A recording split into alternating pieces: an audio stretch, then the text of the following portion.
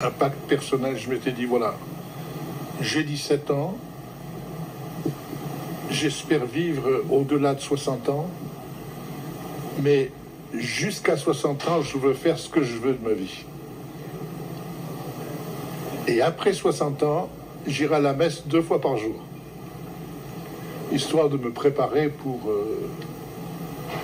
le ciel, comme on avait cette notion du ciel et de l'enfer qui était profondément incrustée en nous par les traditions.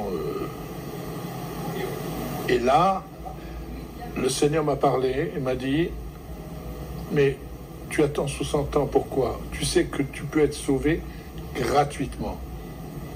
J'ai porté tes péchés et tes maladies il y a 2000 ans. Il y a 2000 ans déjà que ton salut a été programmé. Pourquoi est-ce que tu attends 60 ans? Et là, je peux dire que mes yeux se sont ouverts. Et puis, ma vie a totalement changé. J'étais un jeune homme de 17 ans qui aimait bien la vie, qui aimait bien faire tout ce qu'un garçon de 17 ans fait. Et je peux dire que là, j'ai rencontré le Seigneur et ma vie a totalement changé. Je me promenais avec mon Nouveau Testament sur moi, je lisais la Bible tous les jours, je priais, j'ai commencé de m'intéresser à la jeunesse, et notamment à la jeunesse de notre Église. Mais 2 mois après ma conversion, j'ai entendu nettement le Seigneur me dire « Je veux qu'un jour tu sois missionnaire ». Et pour moi, la mission, c'était partir en Afrique. Et on se préparait à partir en Afrique avec mon épouse et nos enfants. En 70, nous aurions dû partir quelque part pour devenir missionnaires et prêcher l'évangile en Afrique. Mais on a eu un problème de santé avec notre fils, notre garçon, et on n'a pas pu y aller. Et ce n'est que en 77, 78 que les portes de l'Afrique m'ont été ouvertes. Elles sont toujours ouvertes. À l'heure actuelle, nous construisons des puits pour amener l'eau dans les villages au Togo. On est en train d'en construire un autre avec le pasteur Reynaud en Côte d'Ivoire. Et voilà, on est connu, on reçoit des témoignages quasiment tous les jours de ce que le Seigneur fait. Et dernièrement, je demandais à un de mes amis, je lui disais, mais écoute, tu veux que j'aille avec toi en Centrafrique pour rencontrer le président? Mais qui est-il? Mais il me dit, mais c'est ton petit-fils. Je dis, comment mon petit-fils? Il me dit, oui, c'est ton petit-fils. Il dit, parce que moi, c'est mon fils spirituel et moi, je suis ton fils spirituel. Alors il dit, c'est ton petit-fils. On a reçu des témoignages, on en reçoit encore pratiquement toutes les semaines. On rencontre des amis. Ah, mais moi, vous voyez cet homme-là qu'on a rencontré, je ne l'ai jamais vu. Mais il a écouté mes cassettes depuis l'âge de 3 ans. Son père est près chez vous? Oui, mais bon, ça, j'ai pas voulu le contrarier, mais j'ai jamais eu d'église à Paris. J'allais dans une église à Paris, mais je n'ai jamais eu d'église à Paris. Mais bon, voilà. On le suit, nous sommes avec... mais est-ce que le pasteur Jean Nougeret a beaucoup d'argent? Vous avez côtoyé beaucoup de présidents, les Bongo, les Mobutu, c'était des personnes très... On les connaît, ils étaient vraiment... Ils avaient la générosité. Est-ce que le pasteur Jean Nougeret a beaucoup d'argent? Un jour, ma femme a téléphoné à Paris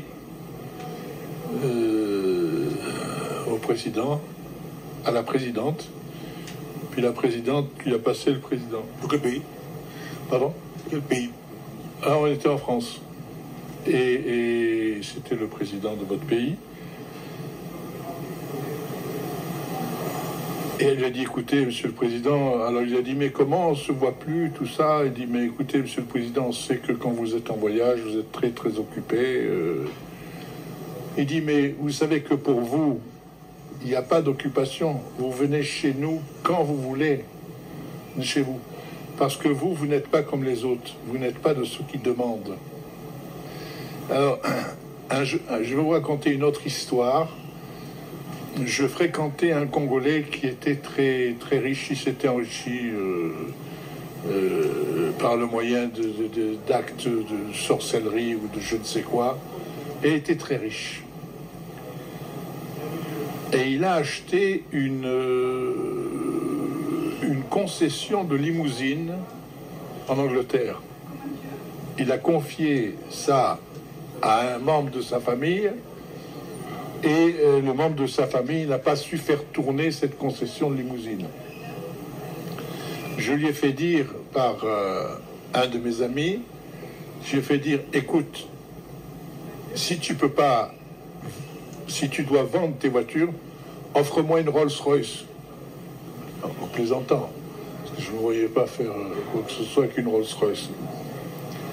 Et il m'a fait répondre, il a dit, mais toi, si tu avais su faire avec les fréquentations que tu as eues, mais tu serais archi-milliardaire. Parce que tu sais pas comment faire, tu sais pas comment demander. Alors, pour répondre à votre question indirectement, on n'a jamais rien demandé à qui que ce soit. À aucun chef d'État.